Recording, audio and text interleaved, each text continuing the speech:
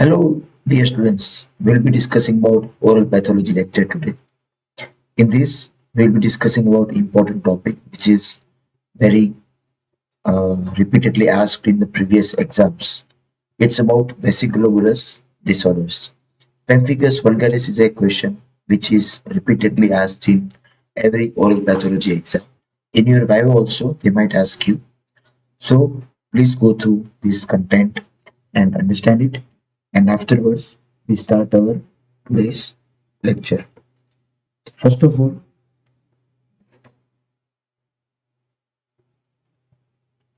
what are these vesiculobular disorders? So before going to this, you understand that what is vesicle as well as what is bulla. You have to understand it properly.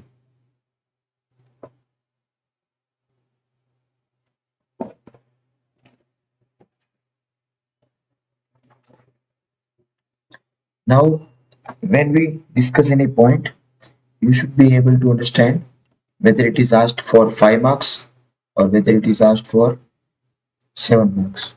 Depending upon that, you have to go with your topic writing. Okay. Now we start today's lecture. First of all, what is vesicle? Okay. It is a fluid filled elevation. Okay. On the skin, there will be some fluid filled elevation. Okay. Which is less than half centimeter.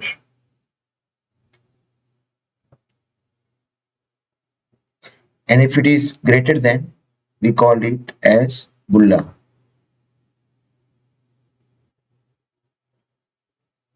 Okay, here we have vesicle. So depending upon the diameter, we can classify it as vesicle or bulla. It's a fluid-filled blister on the skin or mucosa. Now, classification of vesiculobular lesion. First of all, depending upon the duration of presence of lesion, acute as well as chronic. Okay, in acute, we have some allergy or burns or trauma, and they are going with self-healing. We do not go for any medication. Sometimes we also have erythema multiforme as well as herpes zoster chickenpox. So in this, we do not go for medication, we just go for symptomatic treatment. For example, if the patient is having fever, give him analgesics. So in these acute conditions, they are having short duration and they generally heal by themselves. No specific course of medication, no specific drugs are to be given. But in case of chronic, they are due to some etiology factor or autoimmune reason, and they are having long duration. They don't go by themselves. They are autoimmune, and in this we have pemphigus or pemphigoid or chronic viral infection of herpes. We have discussed herpes simplex in the previous lectures. So that's a chronic vesiculobular lesion. Okay, duration is longer. Now, based on the clinical presentation, we have it is mostly vesicular, okay, less than zero point 0.5 centimeter diameter, and here we have greater than 0.5 centimeter diameter. Okay, so in vesicular, the lesions or disorders which are predominantly vesicular are herpes simplex virus, then varicella zoster, hand, foot, and mouth, herpangina, dermatitis, herpetiforms. Then, in case of predominantly bullous, we have pemphigus vulgaris, Steven Johnson syndrome. Steven Johnson syndrome क्या है? वो erythema multiform का severe form है. Benign mucus पेम्फिगोइड और bullous impetigo. ठीक है, तो पहले हमने ये क्लासिफिकेशन में पढ़ा कि एक्यूट और क्रोनिक, दूसरे में वेसिकुलर और बुलस, और तीसरा है हिस्टोपैथोलॉजिकल क्लासिफिकेशन. उसमें आता है इंट्रा एपिथेलियल, एपिथेलियल के अंदर, ठीक है, और सब एपिथेलियल, एपिथेलियल के नीचे, ठीक है। उसमें लीजन जो होंगे सब एपिथेलियल में, वो लीजन सब एपिथेलियल बोला जाएगा, और एपिथेलियल के अंदर जो डिफेक्ट होगा उसको बोला जाएगा इंट्रा एपिथेलियल। तो ये HSV, varicella, pemphigus, all are inside this epithelium, or below the epithelium we have the lesions like bullous, cicatricial, dermatitis, etc. Okay, फिर से आपको बता रहा हूं, यहाँ तो 5 या 6 नाम लिखे होंगे, आप 2 लिख दोगे तो भी आपका क्लासिफिकेशन सही हो जाएगा। लेकिन आपको क्या ध्यान रखना है, आपको ये ध्यान रखना है कि कैसे आप लिखोगे, ठीक है।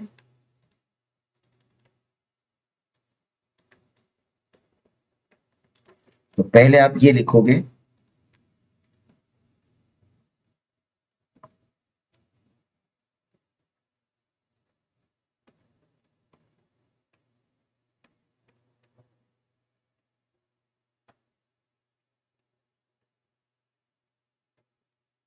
ठीक है। फिर उसमें आपको डेफिनेशन देनी है, तो आपको सीधा बता देना है वेसिकल क्या है।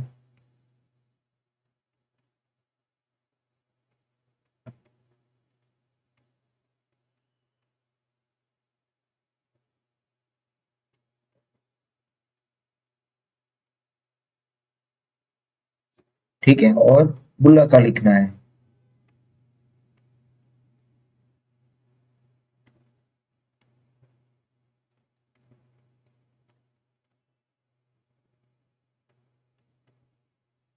तो आपकी एग्जाम में ऐसे लिखना है, ठीक है। तो ये आपका पहला पॉइंट हो गया डेफिनेशन। अब दूसरा पॉइंट आता है क्लासिफिकेशन। तो आपको कैसे लिख देना है, हम बता रहे हैं क्लासिफिकेशन, ठीक है। यहाँ पे लिखो आप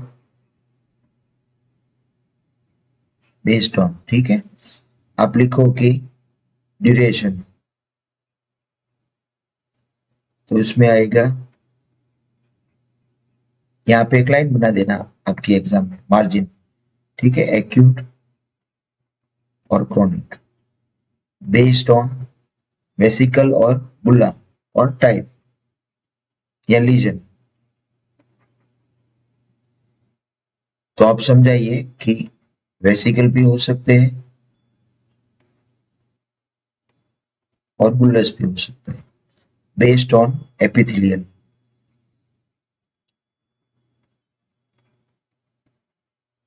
इंट्रा एपिथेलियल,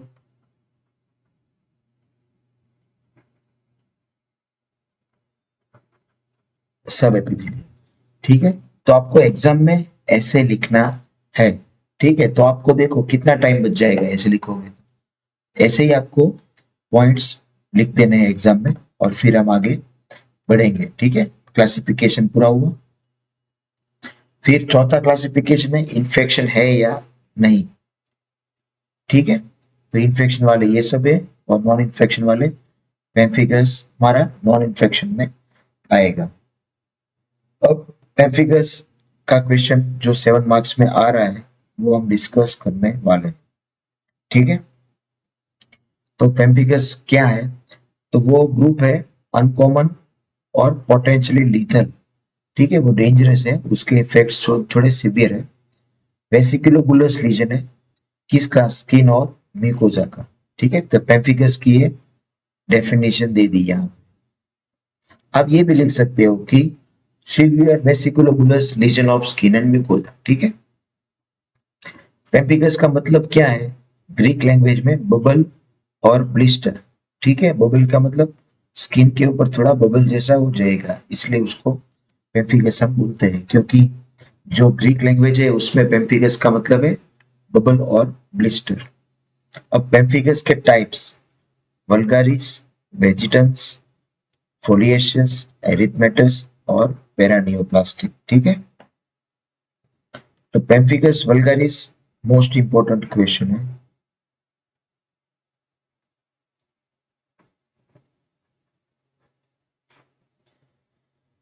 अब डेफिनेशन तो आपको बनाना आ गया है। It's a severe vesiculobullous lesion, okay, affecting skin and mucosa. फिर आता है उसकी इटियोपैथोजेनेसिस। ठीक है, कैसे वो पेम्फिगस हो जाता है इटियोपैथोजेनेसिस में। ठीक है, समझिए थोड़ा।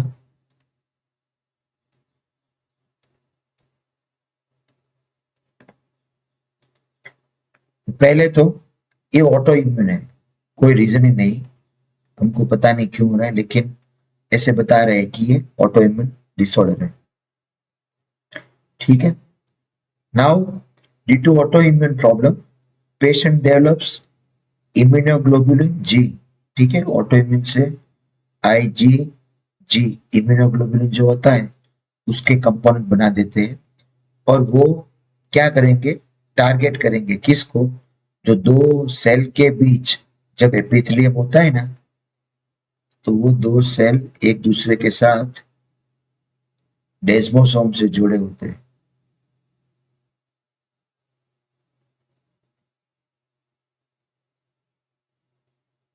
तो दो सेल को जोड़ने वाला डेस्मोसोम जो होता है ना, उसके अगेंस्ट ये टारगेट होता है, क्या, आईजीजी।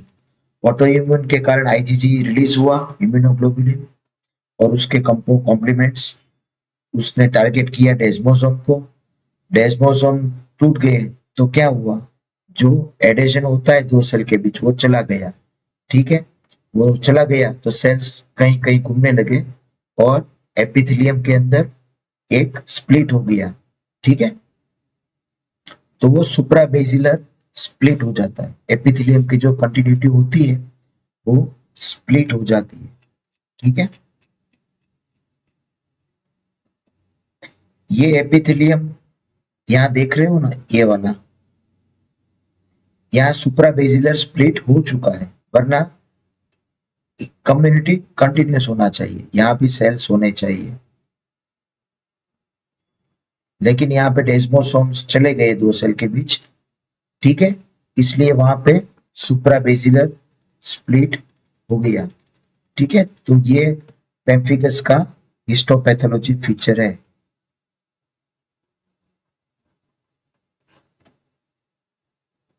एग्जाम में ऐसे डायग्राम ड्रॉ करोगे तो आपको बहुत अच्छे मार्क्स मिलेंगे। ठीक है, फिर आता है अब ये पेम्फिगस का जो इटियोपैथोजेनेसिस है, उसमें हमको यही लिखना है, ऑटो इम्यूनिटी के कारण जो इम्यूनोग्लोबुलिन है वो डेस्मोसोम्स को टारगेट करेंगे, और उसके कारण सुप्राबेसिलर स्प्लिट हो जाएगी, सेल के एडेशन चला जाएगा तो सुप्राबेसिलर स्प्लिट हो जाएगी।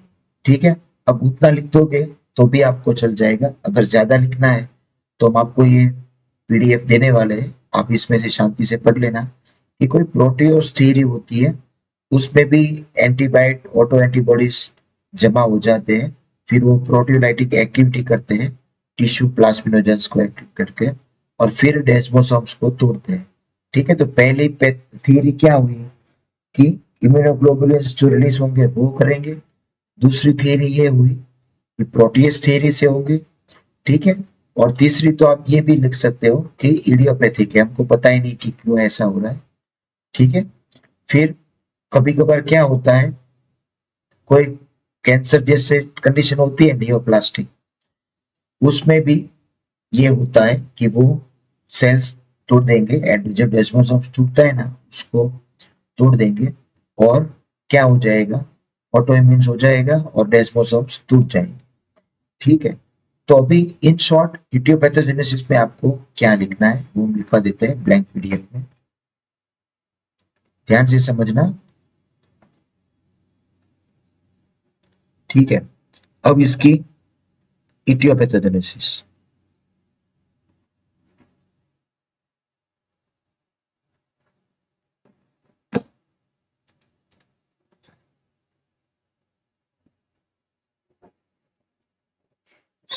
तो आपको यही लिखना है कि पहले क्या होता है, पहले ये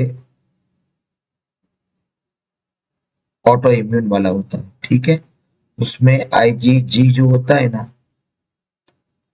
एंड अदर कॉम्प्लीमेंट, ठीक है, वो टारगेट करेंगे डेस्मोसोम्स को तोड़ने के लिए, ठीक है। फिर डेस्मोसोम्स टूट जाएंगे तो क्या हो जाएगा, लॉस ऑफ एडेशन, दो सेल के बीच जो एडेशन होता है ना वो टूट जाएगा, ठीक है। और फिर सुप्राबेसिलर स्प्लिट हो जाएगी।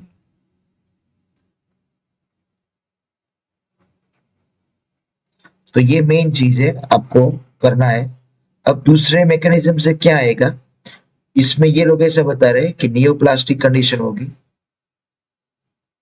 उसमें ट्यूमर सेल्स आएंगे, वो क्या करेंगे, वो एंटीबॉडीज जनरेट करेंगे डेस्मोसोम्स के कारण, फिर सुप्राबेसिलर स्प्लिट हो जाएगा, ठीक है।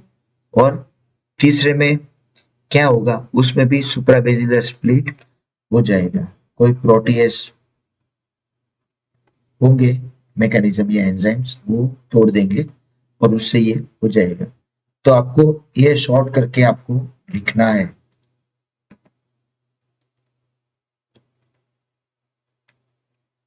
अब इम्यूनो हिस्टोकेमिस्ट्री, ठीक है, आप कैसे पता चलेगा कि उसके अंदर ऑटो एंटीबॉडीज हो गए, इम्यूनोग्लोबुलिन्स है कि नहीं। तो आपको डायरेक्ट इम्यूनोफ्लोरेसेंस टेस्ट करना है, खाली आपको नाम याद रखना है, ठीक है, ये सब ज्यादा याद नहीं रखना है। डायरेक्ट इम्यूनोफ्लोरेसेंस टेस्ट कर दोगे तो आपको इम्यूनोग्लोबुलिन्स का प्रेजेंस पता चल जाएगा। इम्यूनोग्लोबुलिन्स का प्रेजेंस आपको पता चलेगा कि ये तो यहाँ तो जरूरत ही नहीं, फिर भी यहाँ पड़े हैं, तो इसका मतलब ये है कि ऑटो इम्यून डिसऑर्डर है।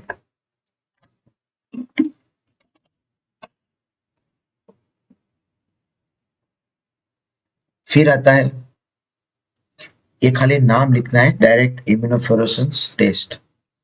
अब क्लिनिकल फीचर्स, तो आपको मैंने जैसे बताया, पहले आपको डेकेड लिखना है, एज ग्रुप, फिर फीमेल ज्यादा है, फिर ये रेस, कौन कौन सी रेस, जैसे ईस्ट इंडियन लोगों में होता है, ग्रीक्स में होता है ये, और साइट, तो म्यूकोजा और स्किन, ये तो नाम ही पहले बता दिया था कि जो स्किन और म्यूकोजा पर ब्लिस्टर होंगे वेसिकलियाबुलस, उसको वेसिकुलोबुलस लीजन बोलेंगे। लेकिन कौन कौन सी स्किन पर, स्काल, फेस, एक्जिला, ग्रोइन, ठीक है, पहले वेसिकल होंगे, फिर वो ब्लिस्टर्स में कन्वर्ट हो जाएंगे और लास्ट में वो ब्लिस्टर्स टूट के अल्सर बनाएंगे, ठीक है।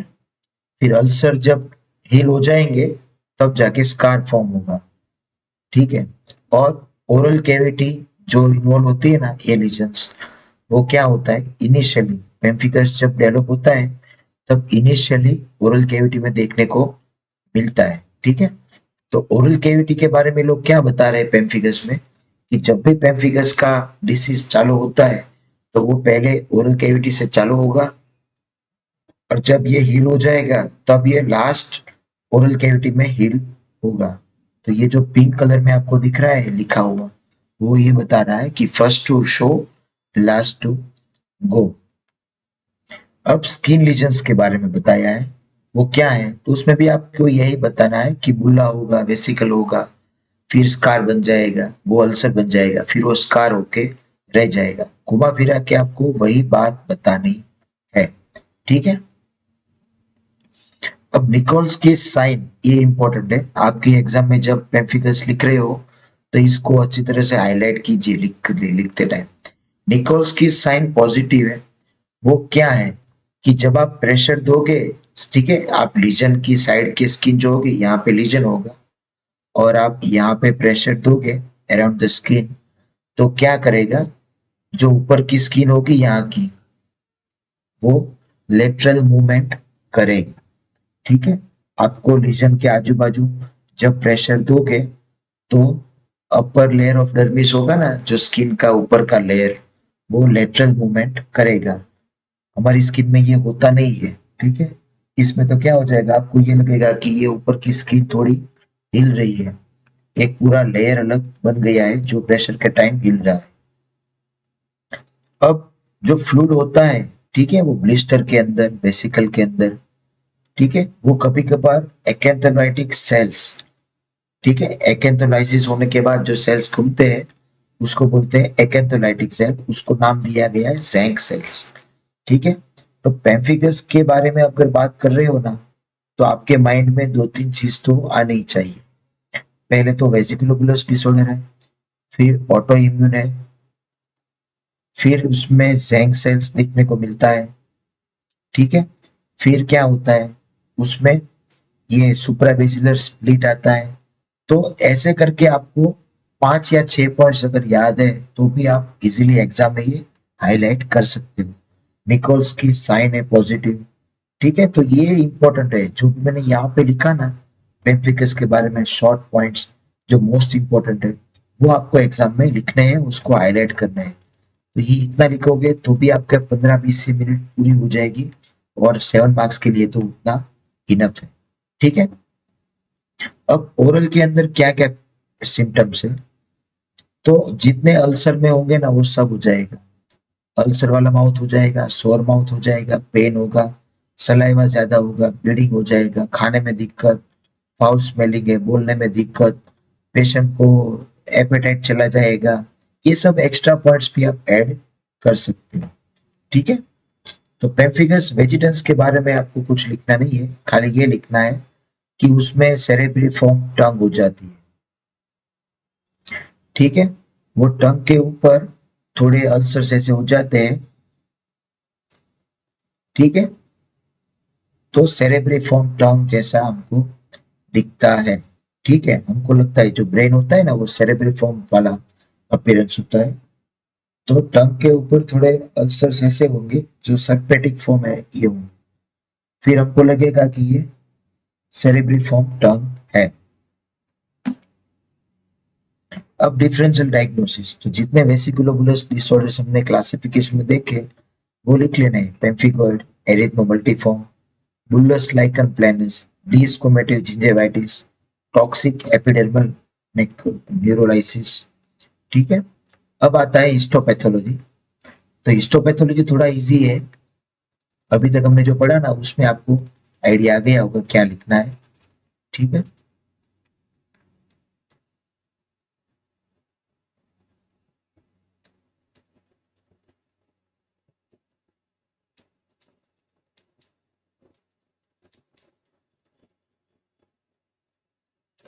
चलिए, तो पहला आता है सुप्राबेजिलर स्प्लिट। ये एपिथेलियम के अंदर बेजल सेल के ऊपर सुप्राबेजिलर स्प्लिट आ गया। ठीक है, फिर जो नीचे वाले सेल्स है ना उसके टॉम्बस्टोन है। ठीक है, ऐसे दिख रहे हैं, तो उसको बोलते हैं टॉम्बस्टोन। फिर ये सुप्राबेजिलर स्प्लिट के अंदर जो सेल्स डेस्मोसोम्स बिना वाले हैं, ठीक है, वो एक्एंथोलाइटिक सेल्स बोलते हैं, और उसको बोलते हैं ज़ैंक सेल्स। फिर ये कनेक्टिव टिश्यू बता देना है, इन्फ्लेमेटरी सेल्स बता देना है। तो ये नीचे वाले पॉइंट्स को इंपॉर्टेंट है नहीं। ठीक है, खाली ये 3 पॉइंट इंपॉर्टेंट है। निकोल्स की साइन भी आप बता सकते हो, सैंक सेल्स बताओगे, टॉम्बस्टोन आएगा, और सुप्राबेसिलर स्प्लिट। तो ऐसा डायग्राम आपको ड्रॉ कर देना है। ठीक है, अब वो क्यों होता है तो ये सब डिस्क्रिप्शन दिया है, लेकिन ये डिस्क्रिप्शन आपको ज्यादा करने की जरूरत नहीं है। ठीक है,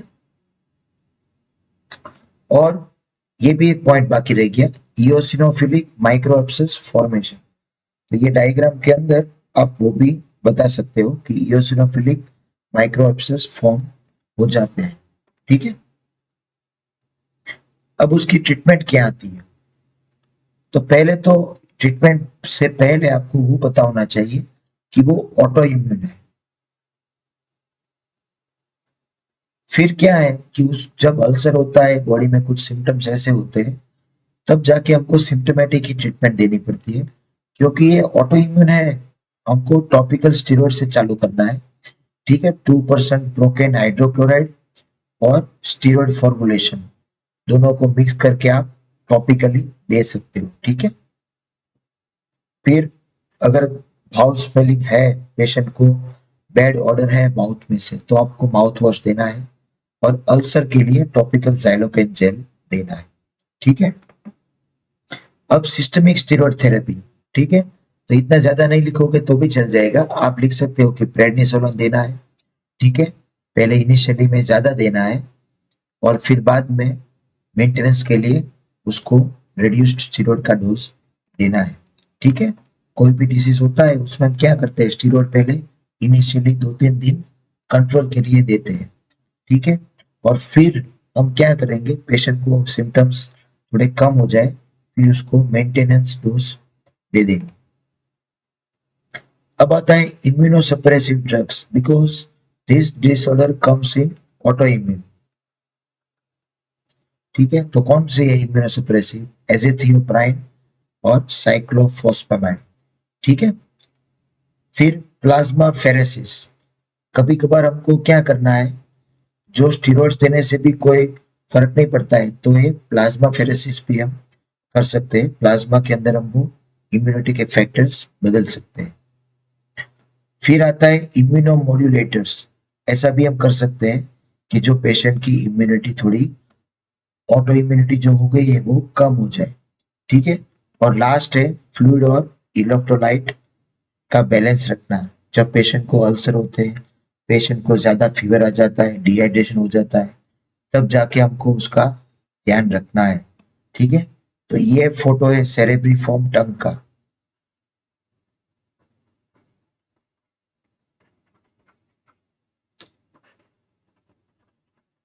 पेम्फिगस वेजिटेंस में होता है, ठीक है, टंग में ऐसा हो जाता है। अब पैलेट में ऐसा दिखेगा और स्किन के ऊपर ऐसा दिखेगा, ठीक है, यहाँ देख सकते हो।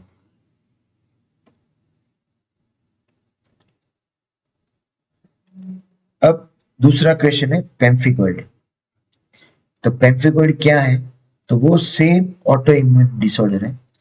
एक थोड़ी हंसने वाली बात बता देता हूँ, हमारे दोस्त क्या करते थे, एक खाली पेम्फिगस कर लेते थे, जिनके पास टाइम नहीं होता है पढ़ने के लिए और जिसको स्मार्ट वर्क करना होता है वो खाली पेम्फिगस कर लेते हैं, और अगर पेम्फिगोइड पूछा गया तो भी वही की वही लिख देते हैं, ठीक है। तो अब देखो थोड़ा थोड़ा कॉमन चीज आएगा, तो पेम्फिगोइड क्या है वो आपको देखना है। वो एक ऑटो इम्यून डिसऑर्डर है,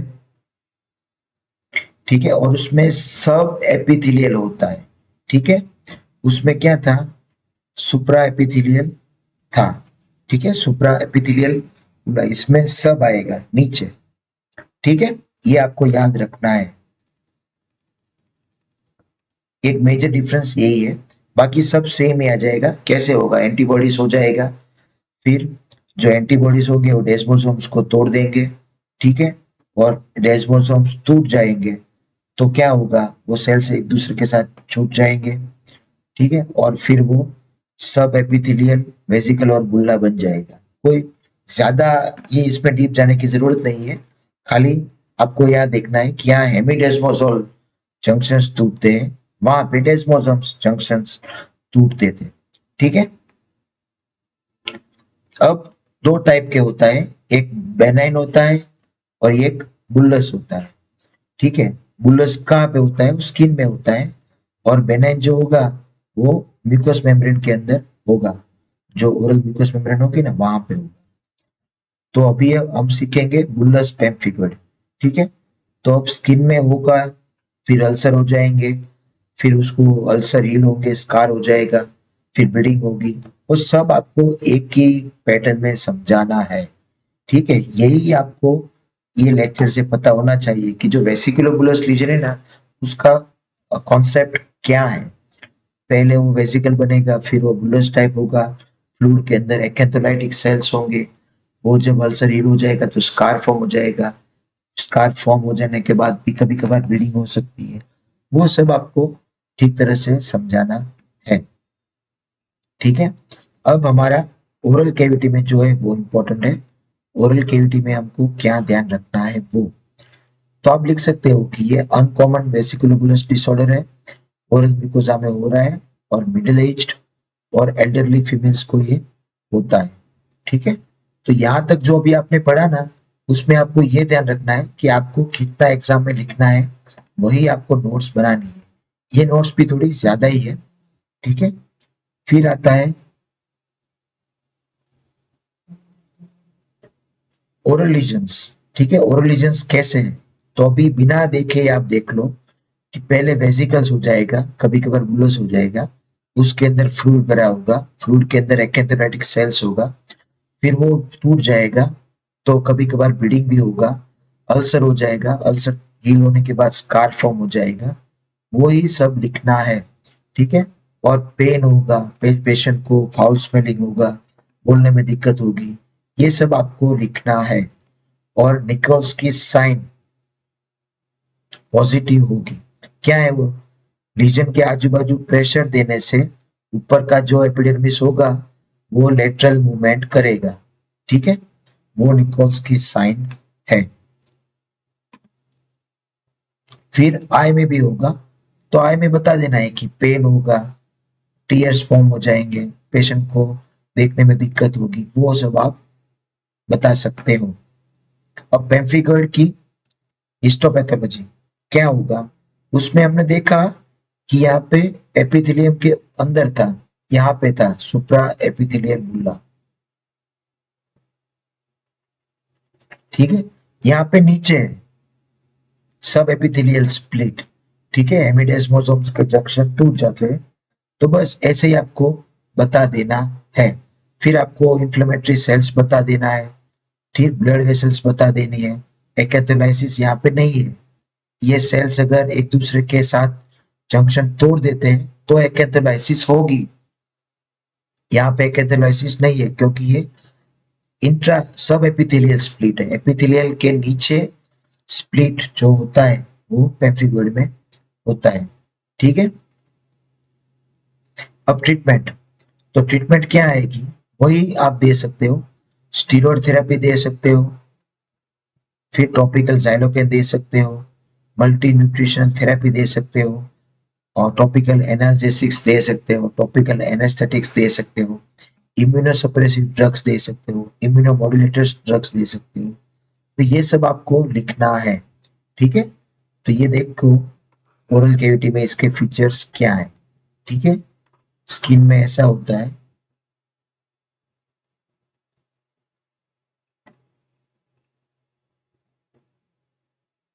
ठीक है। तो आज के लेक्चर में कोई डाउट हो तो हमको बताइए।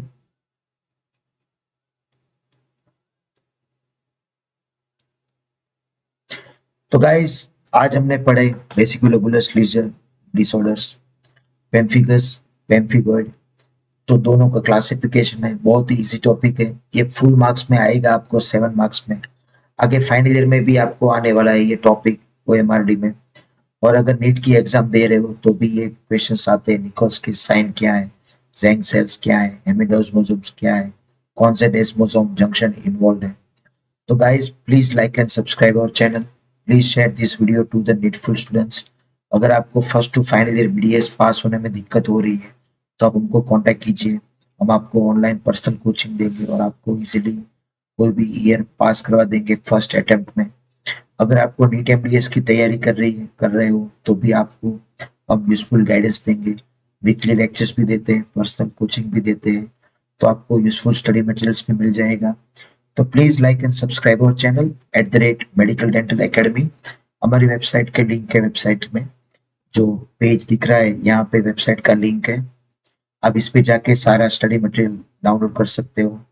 कॉम्पिटिटिव एग्जाम्स की जो तैयारी कर रहे हैं, पब्लिक सर्विस कमीशन की, हिमाचल प्रदेश, राजस्थान, देश, मध्य प्रदेश, गुजरात, जीपीएससी के लिए भी यूजफुल स्टडी मटेरियल है ये। तो आपको लाइक और सब्सक्राइब करना है, आपके फ्रेंड्स को शेयर करना है, आप ये वीडियो लगाकर आप पढ़ा भी सकते हो किसी को। तो गाइस अगर आपने बेल आइकन नहीं दबाया तो आप दबा दीजिए ताकि नए नए नोटिफिकेशंस मिलते रहे। Thanks for watching us, having patience and giving time to us. Have a nice time guys, bye bye.